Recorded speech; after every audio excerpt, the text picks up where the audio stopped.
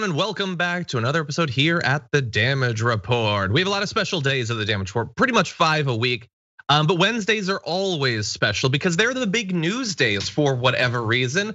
That remains true today. But I want to start off the big news of this Wednesday with the big news that J.R. Jackson is off on vacation right now, replaced totally not at the last moment by the always awesome, loyal, and reliable Brett Erlich. Brett, what's funny is JR definitely told you, but I'm certain it was in an email to the entire TYT morning meeting thing, which you're on. I will also say this. I don't doubt that he did. John, I'm not done speaking. You might be. You might be.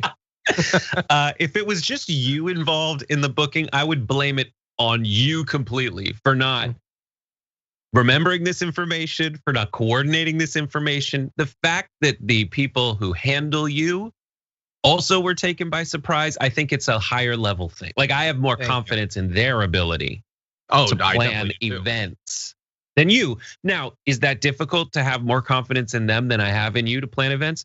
No.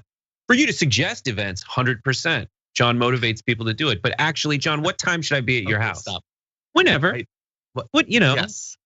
If we want food, maybe, but maybe not. I don't know. Whatever. It's been like over a year since that happened, and you still remember. That's good. Anyway, I'm still thankful that you're here. Less than a few minutes ago, but still generally thankful. Anyway, JR is having a much needed vacation. I hope that he really enjoys it. Although he chose really the wrong day to leave because it's Matt Gaetz Day here on the Damage Report. We don't generally really talk about him, mostly because of his whole personality and face and all that. Also his politics, but we have a pretty good reason to. So we're gonna be getting to that very soon after a bit of domestic political news. So definitely stay tuned for that. Also stay tuned because there is at least, I'd say, a 15% chance, it's going up and down, that I might pass out for reasons I don't totally understand about my heart rate right now. So you might get to see me pass out on camera. So don't leave for that reason as well. But if you are here, and you are because you're hearing me ask the question, please hit the like button and share the stream so the people know we're live.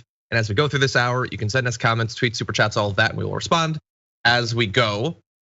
Also wanted to let you know, very exciting news happening today on the network on The Conversation. Dr. Rashad Richey, that's all you should need to know, is that it's Dr. Rashad Richey, but that's not all you need to know. You also need to know he's talking with Representative Park Cannon about what happened last week when she was arrested. We talked about that on the Damage Report. She was arrested outside of Brian Kemp's office as he was signing that terrible voter suppression bill. She's gonna be doing this exclusive appearance on The Conversation today at 5:30 p.m. Eastern time, 2:30 p.m. Pacific time on tyt.com/live and also on Twitch. That is gonna be an awesome interview, so definitely don't miss it. Anyway, with that, Brett, you ready to do this thing? Yeah, sure, let's do it. No, you thought you were, we're not. We're not, because we forgot to do something yesterday. I want to make sure that we do it. We've had some really bad news in this country about the pandemic. And a lot of really irresponsible people are telling other people to be even more irresponsible. So we want to get out in front of this by finding out what you think about the direction that the COVID case count is going to go. It has been rising recently up into the mid 60s. So the question available to you right now at tyt.com/polls/COVID-cases, love the dashes. Anyway, is everyone, John, let me just help you with this. Just go to tyt.com/polls. You'll see all our polls. And the most recent one is the one John's talking about. Yeah. Oh, that's awesome. Okay, well, I'm just doing that from now on. Okay, tyt.com/polls. Will we pass 100,000 new COVID cases each day? Once again, yes or no? This is basically a pessimism meter, but I'm very curious about what everyone thinks. So we're gonna be revealing the results of that poll near the close of the program. And with that said, Brett, now, are you once again ready to do this thing? Now, yes, now. Okay, good. I just wanted to make sure. The Biden Infrastructure Week is finally here. It had become like the big political joke, Infrastructure Week. But Biden comes in and a couple of months later, it's actually happening. He's rolling out his plan, although you're gonna wanna take a look at the details because it's not necessarily the plan that we had been expecting. About 8 days ago, we had found out from the New York Times that he was preparing a $3 trillion infrastructure spending plan. Just yesterday, Business Insider reported that they were going to bump the price tag up to $4 trillion. So it's getting bigger with every passing day. Oh, nope, it's here. It's $2 trillion. So I don't know what happened since yesterday, but it's half the size that it once was. It's moving in the exact opposite direction that all of us are during the pandemic. But anyway, it has gotten a bit smaller. And so that's what we have. So we're gonna give you the details, but first of all, Brett, what do you think about the number that they landed on? It's like watching Bitcoin right now. I don't know. I had a huge FOMO when people were like making billions off of Bitcoin, and I felt bad, so I bought like $100 worth of Bitcoin, and it goes down and then it goes up, and it's doing that while you're watching it. It's like that, except with, instead of seeing if I'll have $102 or $104, it's like, will I be able to drive on American roads or not? Yes. So what a lot of us are missing is how fun this is. When you're talking about like doubling or halving the size of the investment in America's infrastructure. Isn't it fun? Yeah. It's so fun to think about, like, will there be bridges? Maybe. Will there be half as many bridges as there could be? Tune in to find out over the next decade. Anyway, so that's sort of our response. A lot of progressives are not pleased with this. AOC tweeted, "This is not nearly enough. The important context here is that it's 2.25 trillion spread out over 10 years.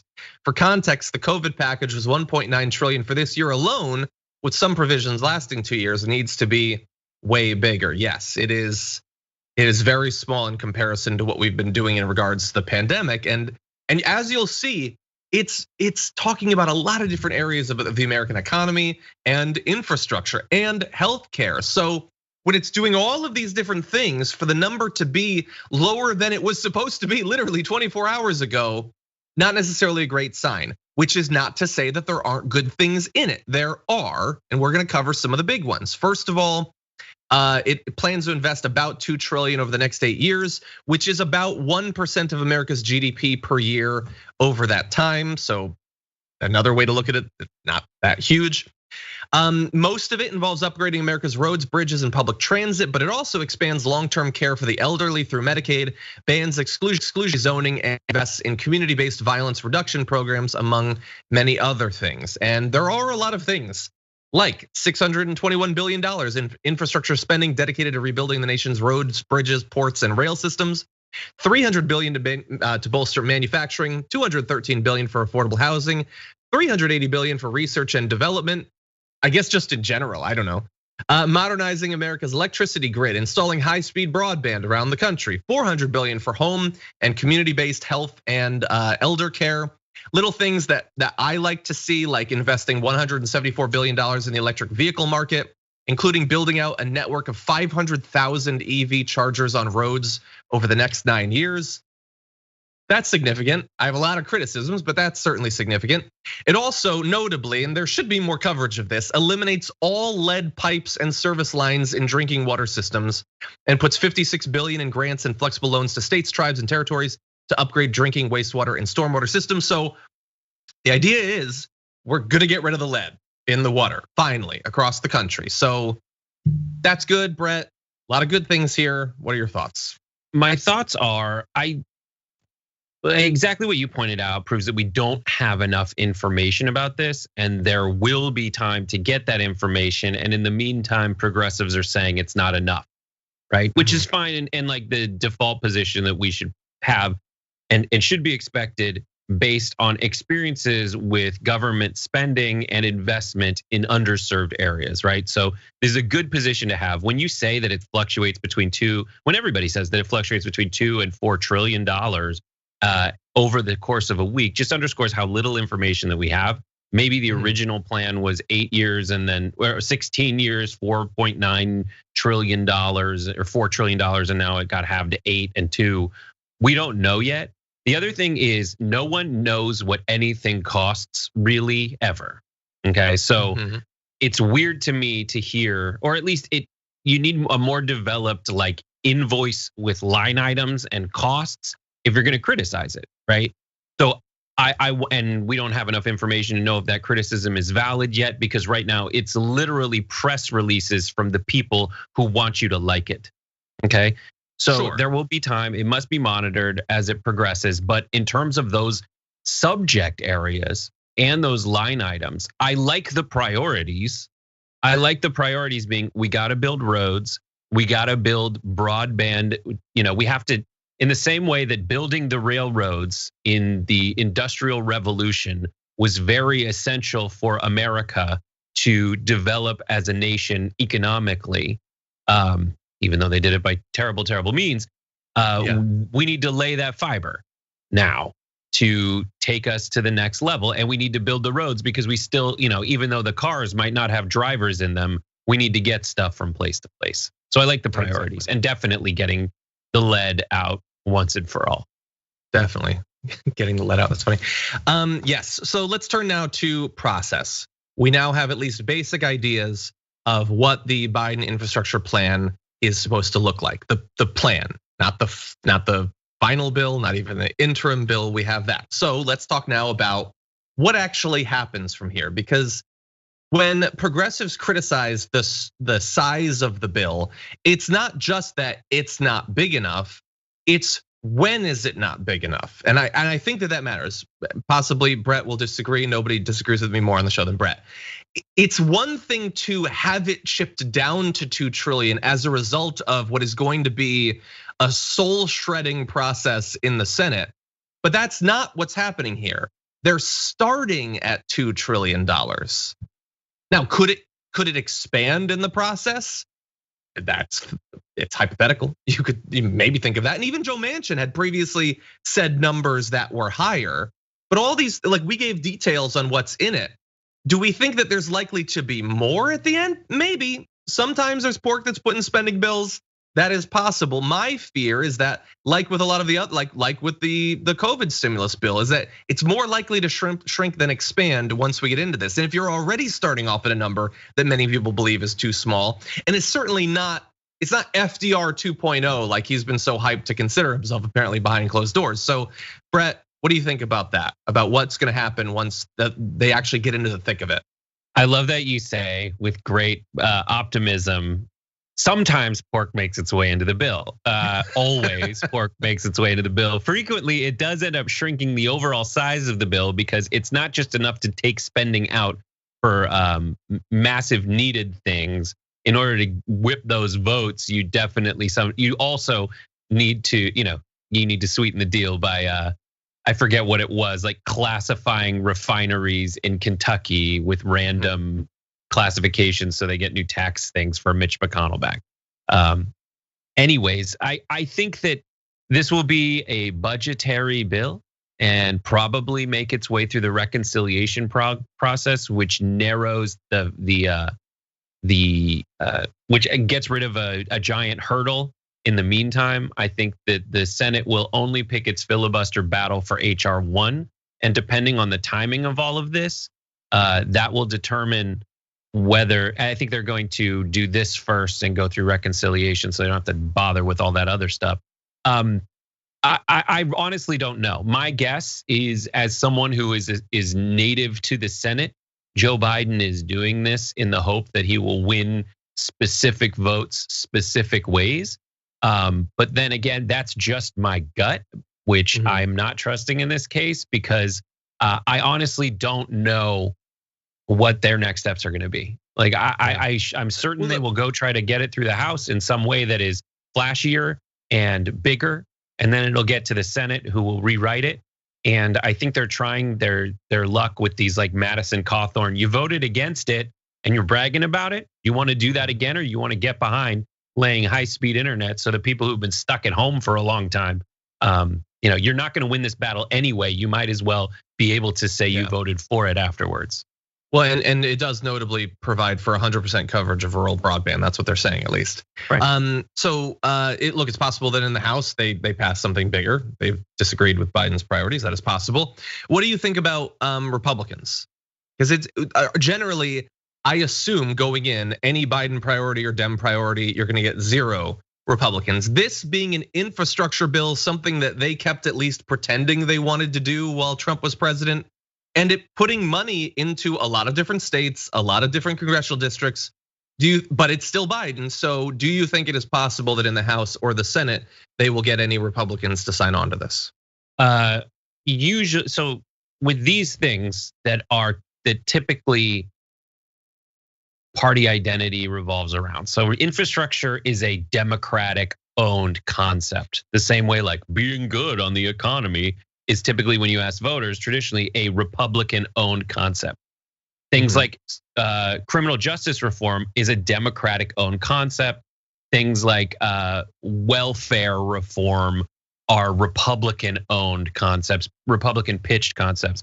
With quote welfare reform, you needed a Democrat to get that done, to give those concessions. And with and in this situation, with criminal justice reform, you needed a Trump to be like, all right, I'll go along with your thing on my terms. In this situation, they don't need Republicans. So I think Republicans aren't going to really go along with it. It's not one of those things that they can do on their terms. So I think it's all just BS messaging for election purposes. And when they do that, they'll try what? Hold on, because and this ties back to what you were saying before with Madison Cawthorn. Wouldn't some of them want to say that they had delivered all of this money for bridge renovation in their state or whatever? Well, we're gonna see how that plays out. It probably, they all look around. It's all about messaging and what they can get away with, right? Usually in these situations, Republicans say, well, the reason I'm against it is this abortion funding thing. That's what I was voting against, to step up for you. Obviously, I was good with the rest, but I wanted to go on record, I'm against abortion stuff. Really, that's not that's what they're doing to placate voters. And behind the scenes, they're going with the Chamber of Commerce and saying like, what helps you, what hurts you? Because I think they're going to the big donors who are saying this is all going to be accompanied by a tax increase to pay for it. And I don't want that. So they talk out both sides of their mouths, and we'll see how it goes. And we'll see how much Biden explicitly goes for their support. But to his credit, he hasn't really been doing that at all. Follow-up question. Were those lights on your pillows before, or is that new? I'm glad we're getting to the real issues here, John, on the damage report. This is my transition into the break between stories, but someone had just messaged and I was like, yeah, you're right. There are Christmas lights on his pillows now. I will tell you why, John. This is the Brett Erlich infrastructure plan. They're not always on when I join your show, because your show is a morning show and it's all reliant on whether I remember to do it in the morning. By night, you get real Brett. Real Brett is on his game and he plugs in the Christmas lights. Okay, that's good. Okay, so before we jump, let's see if you're on your game for this next story, because we're gonna need you for it, buddy. Before we do that though, let's see what's going on with the audience. With Mariah saying 667,000 subscribers. Satan no longer has a hold on this show. Thank you, John and Brett, for bringing us the big news. Yeah, we gotta bid him goodbye. So we've gone from hail Satan to see you, Satan. Maybe at 1.666 we can have fun with Satan again. Franklin Sharpslicer says, do I think Gaetz as a predator more likely than a creditor? Whatever will be his fate, he would have been better to, well, you can finish that rhyme for yourself. Anyway, if he talks the talk and walks the walk, he'd be better on policy than there's a lot of insinuation there, but thank you, Franklin Sharpslicer, for partially censoring yourself. Mephisto says, I can only tell the day of the week by TDR co-host. There's something wrong with the Matrix. Where's Trashy? That's true. We're gonna see what happens on Friday. Maybe we can get JR. Y'all can still go on the community tab and vote for your garbage person, right? Like who you want it to be this week. So there's that. You can. Okay, Jesus says happy birthday to me, aka 1234 Dragon. Happy birthday, Jesus. Arya Underfoot says love Brett, but where is JR? He's wandering around somewhere. Lena Peak, hey Lena, says, looks like I will have to save my latest JR's Candy's OnlyFans idea for next week. Sorry, John. PS, please call and email AR governor opposing anti-trans bill. Yes, it is a true shame that we won't get to delve into that once again. Okay, but thank you for the super chat. Sinful Solution says, I love Brett, but seeing him on a Wednesday is gonna mess up my whole week. Man. We've created this sort of stabilizing force of a schedule for people, and it's all been thrown to the winds. Also for a main show, it's like JR's pitches are I said this for a year and a half. They're the spine of the show. It's just like, okay, we'll have 5 stories that are already in the rundown. And without him, it's just like, I don't know what to do. And I too, on this Wednesday, I'm sad not to have him. And then just one thing, we're all letting JR have his, leaving him be because he never takes time off. And he's taking this week off. But during Big Rick Energy on Monday, Rick's like calling him on the phone and being like, hey, you're a guest on Big Rick Energy impromptu. And so it was just listening to JR. Just be game, just be really nice and but he's like calling JR and quizzing him on sports. Wait a second, that was on Monday? Okay, on Monday. So here's the funniest, I'm glad that Ben Mankiewicz is on the show right now. I got a call from Rick that I couldn't answer because I was in the middle of playing Dungeons and Dragons. I wonder if he was calling me to be on that show. That's exactly what it was. If it was around, and I was doing what he probably imagined I was doing. It was right after 6. That's funny. Okay. He called you, you didn't pick up. And so I couldn't, I was on voice chat. Like he called Jank, did some Steelers trivia with Jank. Everyone's got to watch Big Rick Energy Mondays after post game because he does Sporkle quizzes and just like calls people like his grandparents and his mom. Oh, I like Sporkle. We used to do that around the studio. Yeah, that used to be fun. Okay, Brooke used to do a bunch of those. Over on Twitch, Lynn Ann gifted 2 tier 1 subs. Brandy Lou gifted 5, and Wister gifted 5 as well. Thank you to all of you for doing that. Really do appreciate it. Super Solution says the chemistry from these two is absolutely amazing. I smile hearing terrible news all the time.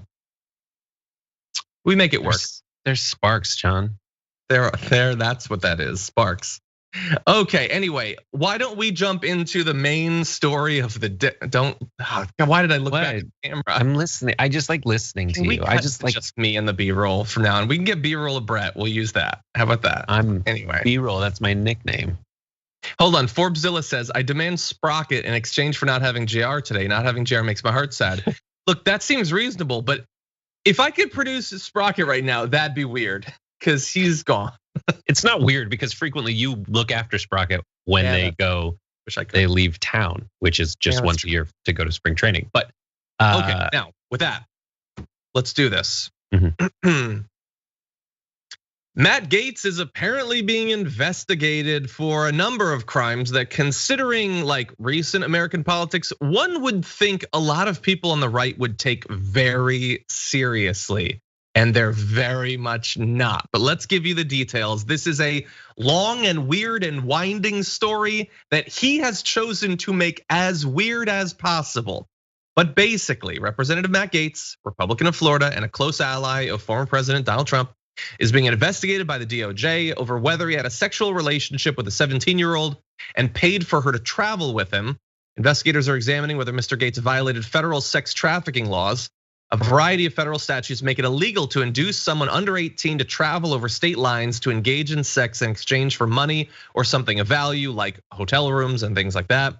The Justice Department regularly prosecutes such cases, and offenders often receive severe sentences. You can receive 15 years for a charge like that. Now, we don't know a lot. What we do know is that the investigation was opened in the final months of the Trump administration under Attorney General William Barr. Given his national profile, senior Justice Department officials in Washington, including some appointed by Mr. Trump, were notified of the investigation. So you're gonna hear a lot about this being a witch hunt and this being a Dem conspiracy theory. Maybe, but it's deep then because apparently it was Barr set it up. So, or at least okayed it. So, and again, as we give more details, we don't know that he definitely did this or what he definitely or definitely did not do. All we can say is that he is being investigated for these things. So we're gonna have more, Brett, but what are your initial thoughts about this? It depends on if you ask my head or my heart. My head says do exactly what John said. My head says, let's look into the facts, let's investigate, get to the bottom of this. That's what my head says, and that's my official position. What I'm about to say is not my official position, but rather what my heart is saying. And my heart is saying, oh my God, he totally did it. This guy who's creeping over Tiffy Trump, this guy who's like hanging out with Nestor, even though he's not really related to him and like no longer with mama, I just have to say, like, my heart is picturing Matt Gaetz cruising, whatever Florida streets, looking for, hanging out by the high school liquor store, offering to buy like Boone's Farm for teens. Oh, that's what my heart's saying, John. And it's backed up by his criminal record of being kind of the alcohol part, sure. Yeah, yes. And then also just the thing where he's like, yo, my dad will take, my dad expunges stuff. Mm-hmm. I'm Matty Gaetz. My dad'll expunge it. I don't care. You guys want? Hey, I'm gonna buy tamales for everyone. Tamales and tequila shots. Let's do it. Matty Gaetz' house. I don't know if anybody saw the HBO doc where they're like out there and it's like the cesspool. I forget, the swamp by HBO, and the whole thing. Just watch the first 2 minutes of it. You'll know Matt Gaetz. He's exactly like what I just acted out. I read that he apparently grew up in the Truman Show house. Weird, but apparently true. Anyway, not that it matters. So look, Brett, as I said, we often disagree. I think it's important that we disagree. And I'm going to look for a place to do that in, because the whole head heart thing, 100% there with you. I mean, this isn't CNN, this isn't MSNBC. I don't know what I am or what this career is, but whatever it is, it allows me to say, look at the dude. It doesn't mean he did it. It definitely doesn't mean that he did it. But I mean, look at him and just think about all that you've heard from him. Doesn't seem impossible, that's all I'm saying. It's just horrifying that like we have a federal age of consent, don't we? It just seems like it is illegal to induce someone under 18 to travel over state lines to engage in sex. That to me sounds like it's a federal law. Yes, right? It is. For which he is responsible to draft. Mm-hmm. Like that's the thing. His job is to know federal laws and make them. Oh, we're gonna get to his effect on federal laws soon. Don't worry about that. We've got that, but not only that, but like the act of the QAnon group that he feeds so into. Mm-hmm. And their proclivity for ranting about secret child sex trafficking by political elites. So Marjorie Greene has put out a statement about this. Remember, she's the QAnon rep. Mm-hmm. What side do you think she comes out on this? Well, I think she's gonna stick to her principles and say, listen, there was child sex trafficking that we've been talking about for years and years. And Matt Gaetz, he seems like the shoe fits. She's gonna go against Matt Gaetz because she has integrity. No, she said it's a witch hunt and you can't trust anything the media says. So anyway, remember, she really cares. Like I've always said, they really, really care about purely hypothetical pedophilia. Real pedophilia, they don't give a damn about, but purely hypothetical pedophilia, they're not big fans of. Anyway, the last bit of information that we really have about this investigation is that it apparently is part of a broader investigation into a political ally of Mr. Gaetz called Joel Greenberg, who was indicted last summer on an array of charges, including sex trafficking of a child and financially supporting people in exchange for sex, at least one of whom was an underage girl. He's been seen photographed with this individual and things like that. Again, that doesn't prove that he did anything, but as part of the investigation, at least one local politician has already been shown to have done this. So, the news gets crazy sometimes. The news yesterday for Gaetz was that he was thinking about joining Newsmax. Things move fast, and if you don't slow down every once in a while, anyway. Well, those things aren't. Final thought on this. Those things aren't separate. Next aspect. I would say that those things aren't necessarily separate. Like it seems like if you had this kind of scandal brewing and it did not bode well for your electoral chances, then you would try to find an out quickly and definitely get something else out there in advance of this story that would either kind of cover for it, distract from it, or say basically people are going after him because they want to ruin his chances of doing anything in the future. Yeah, good point. Okay, let's turn to some other aspects on this. Now that you know what Matt Gaetz is being investigated for, I just want to add a little bit of context. And the context is in some cases substantive, in some cases not. It just adds up to Matt Gaetz really does seem to be doing a lot of stuff that hurts his image when these charges start to be talked about when the investigation is out there.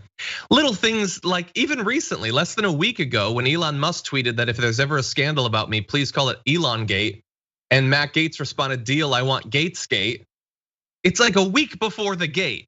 And by the way, there's different teams on this. GAETZGATE is one team. Personally, I'm for Pizzagates, but I don't know, you can decide for yourself, but that's out there. Little bits from his past, like journalist Matt Fuller, who had tweeted in 2019 that he could confirm Matt Gaetz was dating a college student while he was a member of Congress. Now, I don't know what age that college student was, presumably not 17, but I don't know. It starts to push you in the direction of thinking maybe it's not impossible that he'd be interested in a 17-year-old. There's a little funny stuff like this, Brett, in response to a tweet from Bebe Rexha. There's no age that you can't be sexy. He had retweeted, I say we change Florida's welcome signs to this. Just funny. I think she's talking about being older and still being sexy, but it's still funny. Brett, they say that there's a tweet for everything. There's always a tweet. Why is there always a tweet? Why can't people just keep some of their issues to themselves? It's crazy because this is what's crazy about it, is that QAnon folks will go so deep into like the capitalization patterns and basically the equivalent of like numerology to find out how long words are and how many spaces there are, trying to find the hidden code in everything that exposes the truth of a secret cabal of satanic pedophiles. And there these jagoffs are putting it right in your faces. You don't need, like, you can put on your 3D glasses. It won't change the fact that it's plain as day in front of you that this guy is a super big creepo. And they try to get away with creepo. We don't know yet, but definitely a creepo. And what's so weird about it is, sorry, people are yelling outside. Yeah, that's it. What's so weird about it is that the Republicans will go after people who like make an artistic music video that shows Satan, right? They'll go after you because you're using imagery to make a point. But if you're out there saying, no, Alan Dershowitz, there shouldn't be an age of consent. Matt Gaetz, yeah, there's no age where it's too young for me to say you're a hottie patati with a banging body. Spring break, South Padre 2021. Like, come on, man, that's ridiculous. Yeah, and look, and again, I think he was talking about people being older, but some things just line up sometimes. Like someone sent to me, Daybook has an internship posting for the office of Congressman Matt Gaetz. That was posted today. I'm assuming it was set up in advance, but I don't know. When like the big story about him is the 17-year-old sex trafficking, I'd wait, maybe. Is it paid? I don't know. That seems like an important detail. But yeah, if you make your whole image being this sort of aggressive, abrasive jerk who gets into weird, like he's so try hard that's like you alluded to the Tiffany Trump thing. Like he like opts into these weird things, and we haven't really talked about on the show really at all the whole Nestor thing because I don't want to get into anyone's family, but there's just a lot of weird stuff about him. Again, none of this any more than his face necessarily means that he committed crimes. We will see what happens in this investigation that began under the Trump administration. But in the court of public opinion, it doesn't put him on initial really firm footing, I would say. Yes. Yeah. Now, let's get to an even weirder thing. So the night of the revelation that Congressman Matt Gaetz was being investigated for possible criminal sex trafficking, he was on Tucker Carlson's show.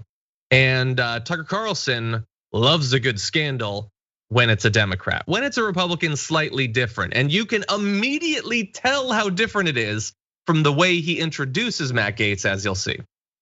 Late this afternoon, in a story saying that Florida Congressman Matt Gaetz is under federal investigation for playing some role in sex trafficking and potentially having a relationship with a 17-year-old girl. There are very few details in major news outlets tonight about this story. We have no background on it all and not even any very informed questions. Instead, we've invited Congressman Gaetz on the show to respond to these stories and give us his view of them. Congressman, thanks so much for coming on. Appreciate it. Yeah, that's pretty much how he treats all of these scandals involving politicians. I don't have any details. I haven't even really prepared questions because I care so little about this. I figured I would just turn it over to him and let him say whatever he wants. Brett, that seems like a consistent way that he's I think that was how he treated the Swalwell thing, by the way. That's the thing. This is one of his two modes. One is the one that you're implying he has, which is like, I am prepared. But he frequently, Tucker's move is to do this, is to be like, there's no conceivable way for me to do journalistic investigations. I don't have anybody. I don't know any journalists here at Fox News. But they won't even let us ask the question. And he thinks the questions are all of journalism. It's surprising to me that he has people that he interviews because he seems to be so allergic to answers. Like his whole show, half the show is him just asking questions. I don't even know. Is it possible? They didn't want you to ask a question. What is a laptop? What is a Hunter? What is a Biden? Go do the investigation, buddy. But that's what's great about this. And what we'll find out through the course of this interview is that Tucker Carlson thinks that Matt Gaetz would also be good at the nonsense messaging. He thinks that only a total moronic idiot would come on Tucker Carlson tonight and not be prepared with sane things to say, at least in the context of getting through to the people who watch that show. But as we'll discover, Tucker Carlson is blown away by how straight up stupid, entitled. And if this was, we're in the NCAA tournament right now, it's like he didn't show up to play today. Yeah, but he did show up.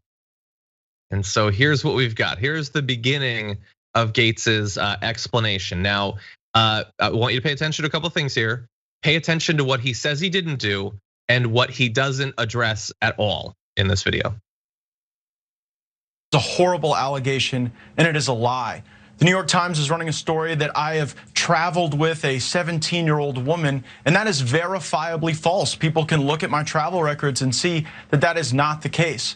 What is happening is an extortion of me and my family involving a former Department of Justice official. On March 16th, my father got a text message demanding a meeting wherein a person demanded $25 million in exchange for making horrible sex trafficking allegations against me go away. Our family was so troubled by that, we went to the local FBI. And the FBI and the Department of Justice were so concerned about this attempted extortion of a member of Congress that they asked my dad to wear a wire, which he did with the former Department of Justice official. Tonight, I am demanding that the Department of Justice and the FBI release the audio recordings that were made under their supervision and at their direction, which will prove my innocence and that will show that these allegations aren't true. They're merely intended to try to bleed my family out of money. Okay, his family was incredibly rich. Look into that story. It's fun and dirty and all that. But okay, so Brett, he says, I did not travel with any woman. That's not, I mean, I guess that's where the crime really comes in, but that's not all of the public's concern necessarily in the story. He didn't say he didn't do anything else. So we'll get to the extortion thing, but first of all, what do you think about that? It's illegal to travel with someone who's under 18. But if you fly them out when you're already on the campaign trail, I mean, I wasn't traveling with her. Like if we go to dinner, if we go to a motel and do the nasty, it's a get out of jail free card if I didn't pick her up and take her there. Like that's what it sounds like to me. The other thing is like, this is an extortion just intended to take money from my family. You almost hear him at the end, want to break into, and I need that money. I want it, it's mine. My daddy worked so hard so I could have all the money for hair volumizers. Yes. So look, that's what he wanted to make it about, the possible extortion, which by the way, again, even though I don't know why we give all of these disclaimers, because everyone on the right is always going to pretend that we're rushing to judgment, even though how many times have I said that we have no idea if he did or not? But anyway, I'll say it again. We don't know.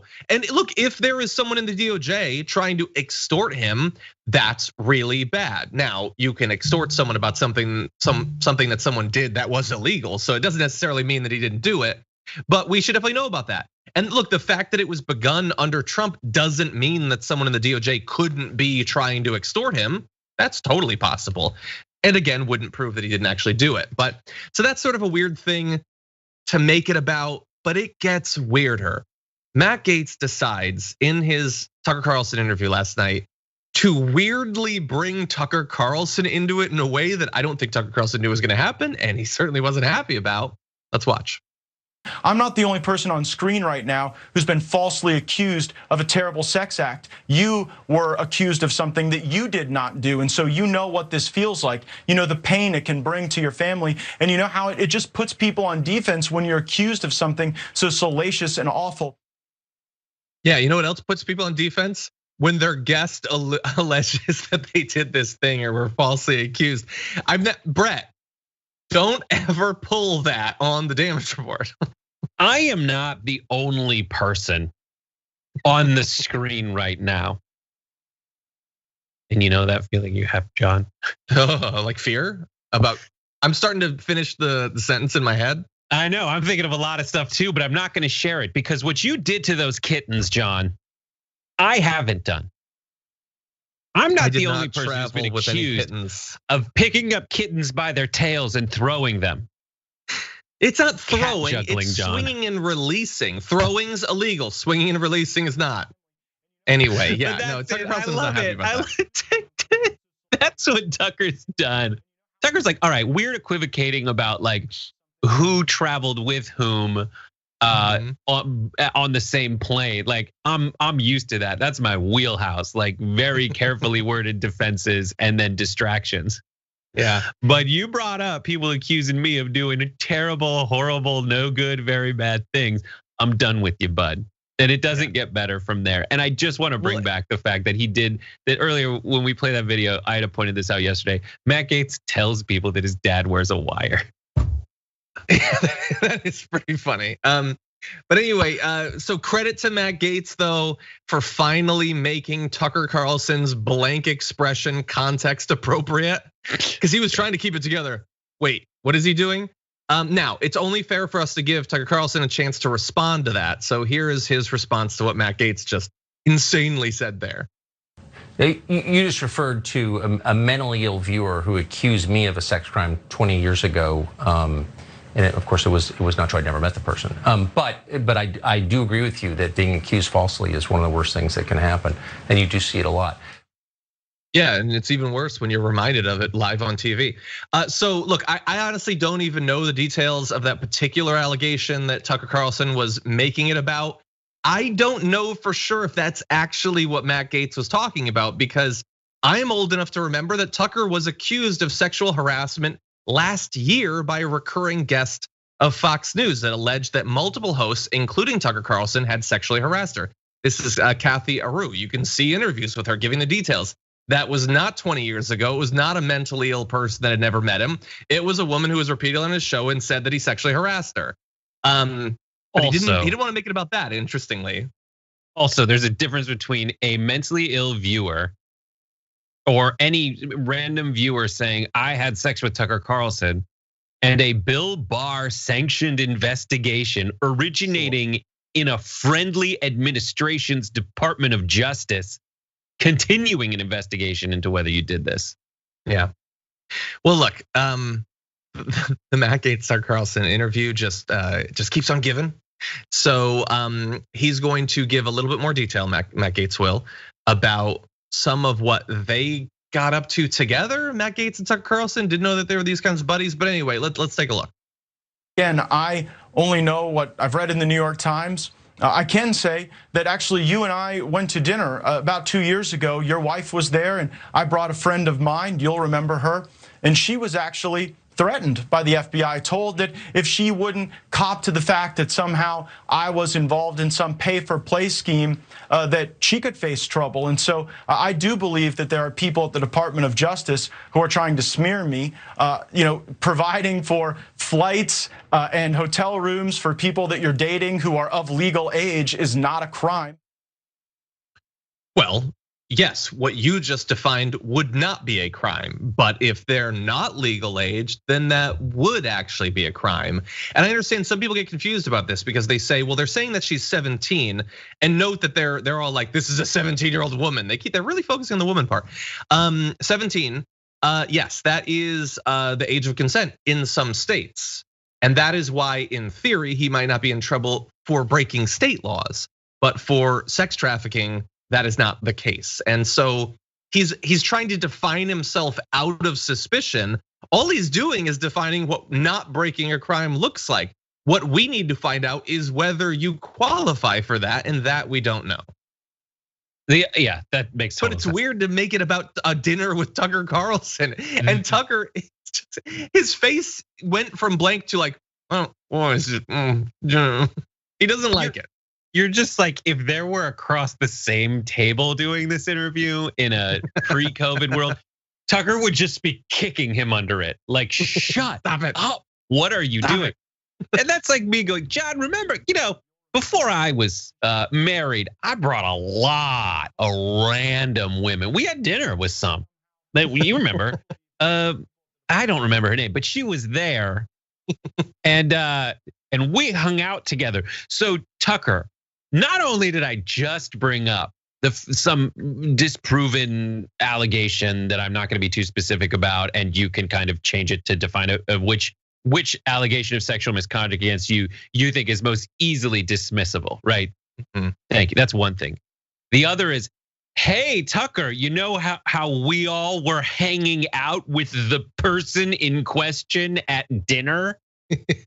There's like making headlines, him a witness, and that which is, and these things are kind of annoying when mainstream media does them. But it's Matt Gaetz, and we've already done all the disclaimers, like allegedly investigation. But like, there's all these things. CNN's like, hey, do we got any legal experts who could say that Tucker's now a witness? And there's like 10 of them are like, gotcha, he is. That's a weird legal strategy. Matt Gaetz likes, I guess he was born into the easiest possible situation, so now he's going for challenge mode in his legal defense. And anyway, to get out of legal trouble. Like, another thing we need to underscore, his dad has gotten him out of legal trouble in the past. So it's not just that he's never encountered an obstacle before. It's that when he does, people just remove them for him after he, shotguns 10 beers and runs head first into those hurdles. Now let's put a cap on the interview though.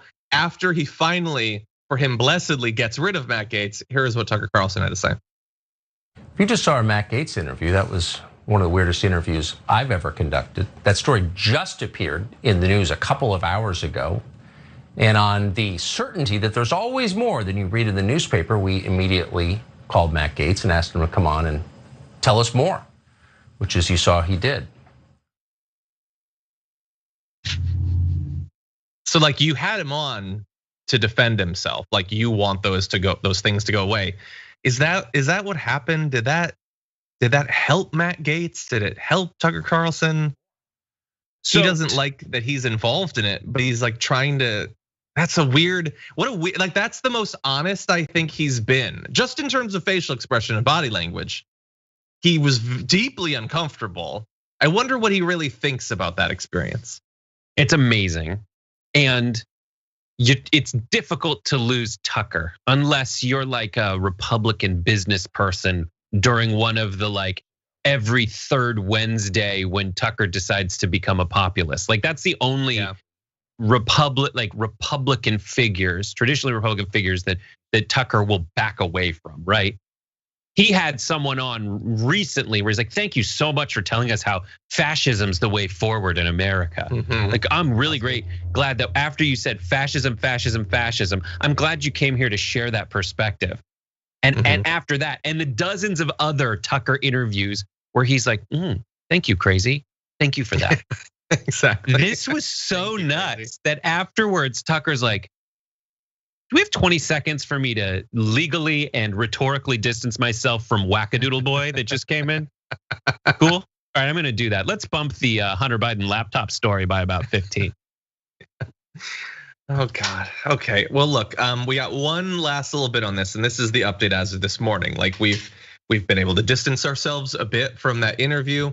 So as of this morning, what does Republican leadership think about Matt Gaetz, the allegations that have been made against him? Well, Kevin McCarthy was on Fox and he was asked about this. Watch. Congressman Matt Gaetz of Florida, and you've been very vocal that Congressman Eric Swalwell should be stripped of his ability to serve on the Intel Committee because of a reported relationship with a Chinese spy. He serves on the National Security Committee. You say that's a national security threat on the Intel Committee. So by that same logic, will you take any action to remove Matt Gaetz from the Judiciary Committee while he's under investigation by the DOJ over whether he had a sexual relationship with a 17-year-old and paid for her to travel with him? That's something he denies, but that would be a violation of federal sex trafficking laws. Look, I haven't heard from DOJ. I haven't been able to talk to Matt Gaetz yet. I just read the story. Those are serious implications. If it comes out to be true, yes, we would remove him if that was the case. But right now, as Matt Gaetz says, it is not true and we don't have any information. So let's get all the information. We did have the FBI come to us and tell us about Eric Swalwell. Yeah, and then he goes on to try to make it about Eric Swalwell and all that. So look, them saying we'll do X does not mean they'll do X, but they're at least saying it. That's more than I think we generally can expect when one of their own is accused of something. They've lowered everyone's expectations so far. So totally. What he just said is like, listen, if these things are true, I'm gonna reserve judgment, but if they're found unequivocally to be true, I am going to back away from this guy, right? Well, obviously, unequivocally. He's gonna test the hell out of whether he can equivocate about that every single step of the way. And know that in his heart of hearts, he does not like Matt Gaetz. There's no way he likes Matt Gaetz. He hates Matt Gaetz, he hates Donald Trump, he hates everyone that's made him bend over even anywhere remotely close to backwards at the beginning. And since that he's had to start doing that, he's twisted himself into a pretzel. He hates Matt Gaetz, but he will say like unequivocally, if it turns out, I'm gonna reserve judgment on this, but if judgment is passed down unequivocally, I'm coming down on that side. Now let's get back to speculating about Eric Swalwell. Like, I don't care. I'd really prefer to do that. Well, personally, I don't, right. So there's his double standard and hypocrisy. So his on the merits, his argument's stupid, and then obviously his hypocrisy is exposed in the same breath. Like, I don't care about Eric Swalwell. Sometimes he's good on Twitter. Like, I don't care. And by all accounts, Eric Swalwell was like, oh, this person, FBI, I'll tell you about it. And then the FBI went and told people about it. That's how the FBI came to you, Kevin, because Swalwell told him about it by the accounts that I've read. But so he doesn't care. He's not an honest actor and never has been. No, but what he was asked about one other aspect of this, and this is one of the weirdest bit of context that we mentioned before, which was that Gaetz had been the sole vote against a human trafficking bill. Here's that. Idea why Congressman Gaetz was the only Republican to vote against the federal government in terms of the trafficking money, the funds? For human trafficking? No, I have no idea whatsoever why he would vote against it. That's not a defense. I mean, that might go to Brett's point there. But I want to make very clear because a lot of people are mentioning this. I want to make sure that everyone understands. This was a bill that was sponsored by both of the Republican senators of Matt Gaetz's state. And when we say that he was the only no vote, it's not just in his party and it's not just in the House. He was the only vote in the entirety of Congress against it. Everyone else voted for it. Every single Republican in the House, every single Republican in the Senate. And he was against the human trafficking bill, including Rand Paul. So it's not like someone who always votes against any spending of any dollars. Yeah, voted no based on that. Like, cover blown, bud, cover blown. It's a weird one. He says, my constituents didn't send me here to create more government. So I mean, this is a weird one, man. And why are the Q people like you're right? The Q people had figured out from the call sign of the ship stuck in the Suez Canal that it was loaded up with babies for Hillary Clinton, but they can't look deep enough into why this one guy was the only person to vote against the human trafficking bill. So weird. If Hillary Clinton had voted against the human trafficking bill, I think they would have taken notice. I'm gonna say that. I know it's bold. I'm gonna say it. Yeah. Anyway, okay. That's all for Matt Gaetz for today. We'll see what damage he does tomorrow. Because the thing is, we're almost certainly not gonna have updates on the investigation this week, but he might go on Sean Hannity or something. Anyway, so let's read a few of your super chats before we move on to one or two more quick little stories. Miasa Dragon sent in a super chat saying, "Hey John, I've been begging for validation. Just greeting my name on air would suffice, bro. Will consider yourself both greeted and sufficed, bro. Thank you for watching." Okay. Lawrence Wells says, "Hello, Dragons. In regard to Biden's plan, it's just a little smaller. It's still good. It's still good. I just hope we don't have to follow that up with it's gone." What do you think will happen of Matt GAETZGATE? Well, we have given your thoughts about that. Yeah, we'll see what happens with the infrastructure bill. I mean, if he really wants to be considered more bold than Obama and all that, here is one of the big ways that you do that. Maybe we'll see. Okay. Miasa Dragon asked once again for validation. Well, you've had it. Okay, Christopher Gothberg says, "John, for your next top 10 list, can you do top 10 most punchable GOP faces?" I don't know, we might get in trouble for that. And I would probably just make it all politicians, not just GOP. There are some punchable Democrats, so, but anyway, I would just change the word punchable. If we're workshopping this, I would change the word punchable to anything else that is not violent. Sure, that sounds good. We all know what we're talking about. Yeah, Midwood says Matt Gaetz, my pillow guy, and Sidney Powell are smoking the same Kraken, which apparently soon you'll be able to do legally in New York. So that's awesome. Okay, Bart in the Twitch section says, "John, I think Skynet's plan of making right-wing conservatives terminators, infecting the American political process is actually happening. I have side-by-side photo proof of the existence of Matt Gaetz and Dave Rubin, who do look pretty similar in those photos there." That's true. Anyway, and Kaladin says, "I did not throw the kittens, I used a catapult, which is legal." Mike Gonzalez says, "John, have you seen the photo that surfaced of Gaetz with a group of high school girls?" Yes, that doesn't, it's the weird context, but it doesn't necessarily prove anything. He's in a cafeteria or something, trolling. Anyway, finally, I have to randomly ask just because it occurred to me for some reason. Brett, have you seen Bad Trip yet? No. Oh, you gotta see it, man. It's pretty funny. It's pretty funny. Anyway, I don't know why I thought of that, but one of the I did that thing where like you turn on is it a prank show? It's Borat style. It is like pranks that are turned into a narrative, basically. And Tiffany Haddish is on it. Got a bad taste in my mouth after freaking his Borat partner 2? came to Pop Trigger. He came to Pop Trigger. I accidentally slept through it, Eric Andre. And oh my God. I know I woke up at like 11:30. I was like, this never happens. And Hassan filled in for me and was like on cloud 9.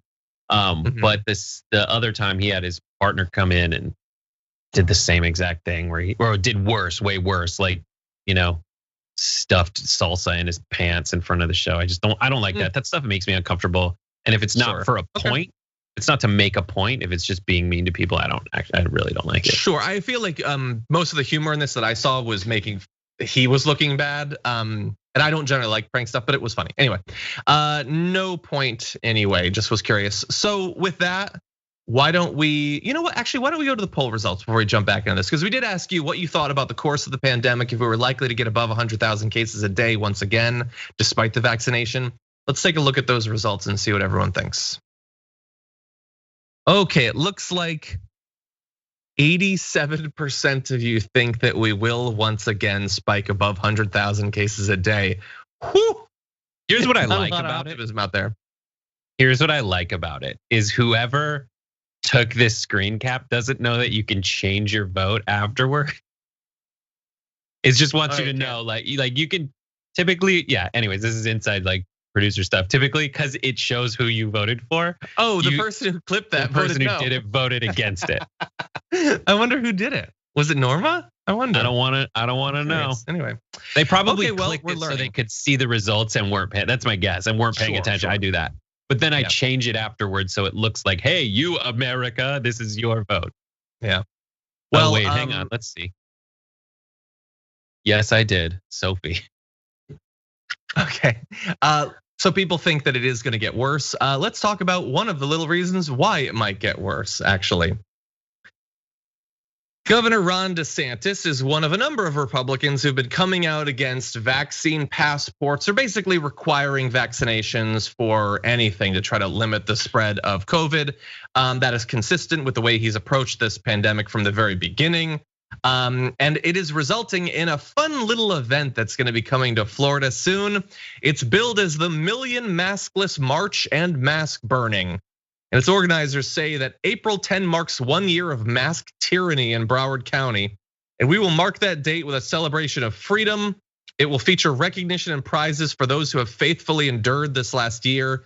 The mask burning is in full cooperation with local law enforcement and will be done in a safe and controlled manner. So that's good to know. That's good to know. You never know if this is going to be one of the right-wing events where it's done in conjunction with law enforcement, or they'll be trying to beat the cops to death. You never know which way this is going to go. Hopefully this is the former.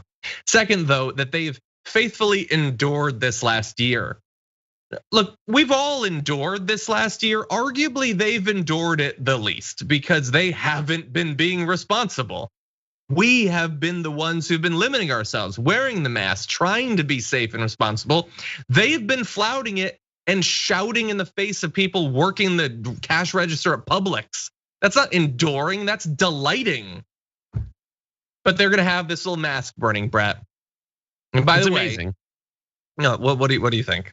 I got more, but what do you think? I mean, I think exactly what you would expect someone to think, which is like, for me, my conclusion on mask wearing is it makes sense. I know in places where they have high population density that aren't in America, people wear masks anyway for those reasons and pollution. Like, it's not a crazy thing everywhere in the world to cover your face. People here think it's like this infringement of their fundamental rights when it's not. Everyone looks around and it makes sense. And this isn't one of those things that's like, and I get real cynical about government overreach, but this doesn't feel like it. I would tell you if I thought it was. Exactly. So I want to give you a little bit more from the event description. They say signs are very important. Signs with 3 to 6 big, bold words are the best. Masks are slavery. No more masks. Masks off children. No vaccine passports are good examples. Broward County government is pushing the experimental vaccine hard. So signs against forced vaccinations are also encouraged. So of course you want to get out in front of that. I mean, there are no forced vaccinations, but you should totally make that what your signs are about. And isn't it shocking that the people that think that masks are slavery, what do you know? They also don't think that we should get the vaccine.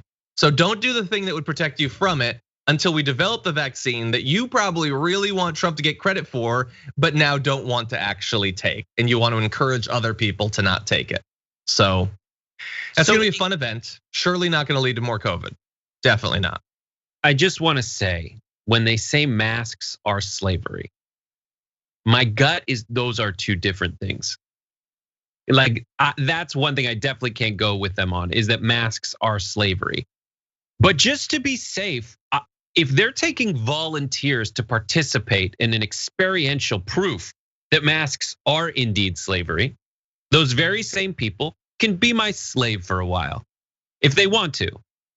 So for a week, they wear masks. And for another week, they are slaves.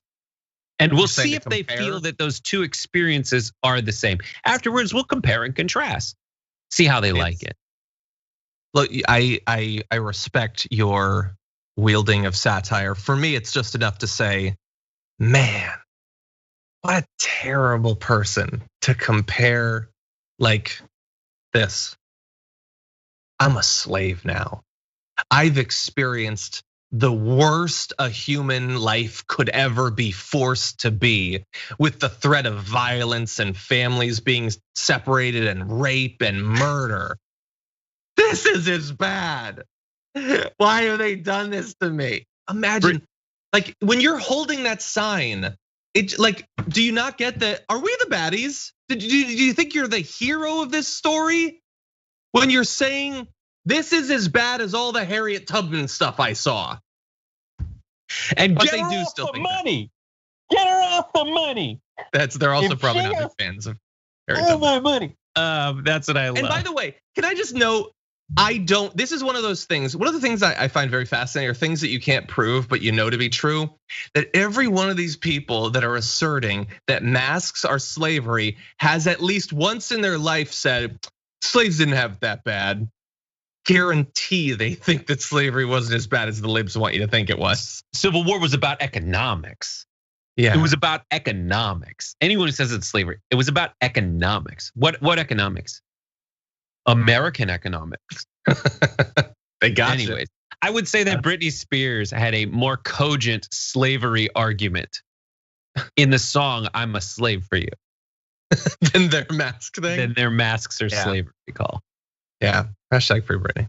I love it, and I'm fine with them burning masks. I don't care. Burn an American flag, they'll murder you.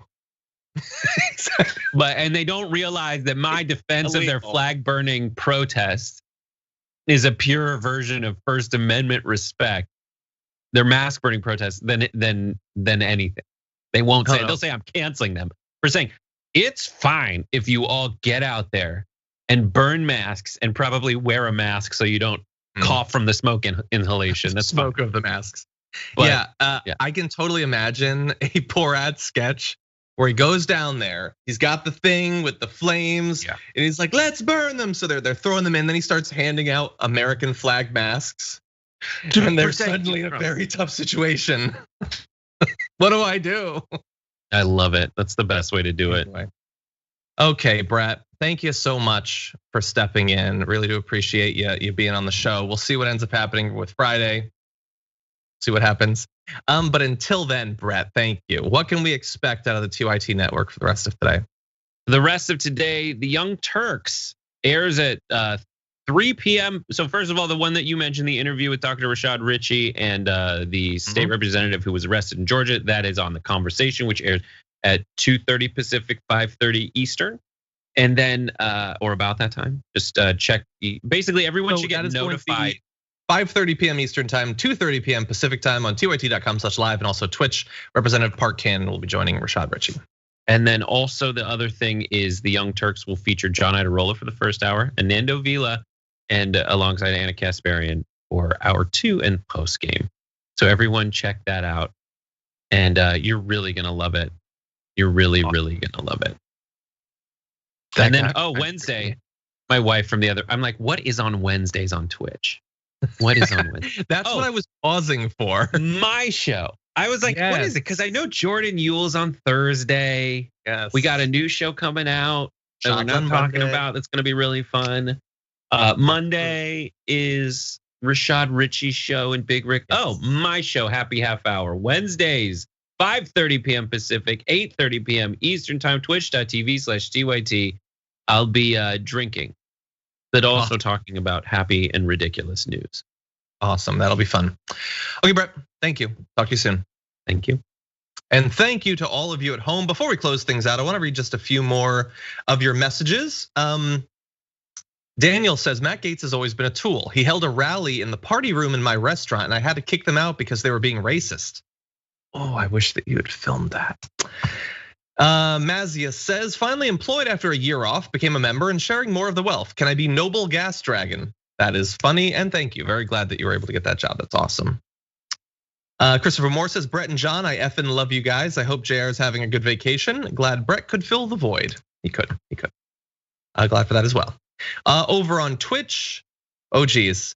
Mayhem Mendez says, if Don Jr. is every ski movie villain rolled into one, Matt Gaetz is his creepy sidekick who weirds out everyone. Yeah, he'd be the guy who's like cheering like, yeah, Johnny, get him, as the bully punches someone. He definitely would be. Okay, Fiddlin' Nero says, sometimes I think Matt Gaetz is a Batman villain. The rest of the time I think he's a Dick Tracy villain. It really depends on the day. It does.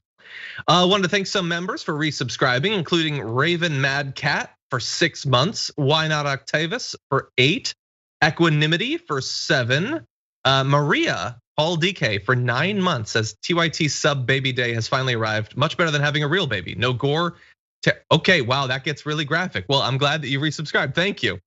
Anyway, Dr. Waggle Jones subscribed with Prime. Thank you for that. Ashes is getting their first poke tomorrow. That's awesome. Arth Mail subscribed for 5 months. Thank you to you and to everyone else. Really appreciate you being involved. As Brett said, I'm gonna be on the main show with Anna Kasparian for the first hour. So hope to see you then. And until then, stay safe out there, stay sane out there, and we'll see you soon.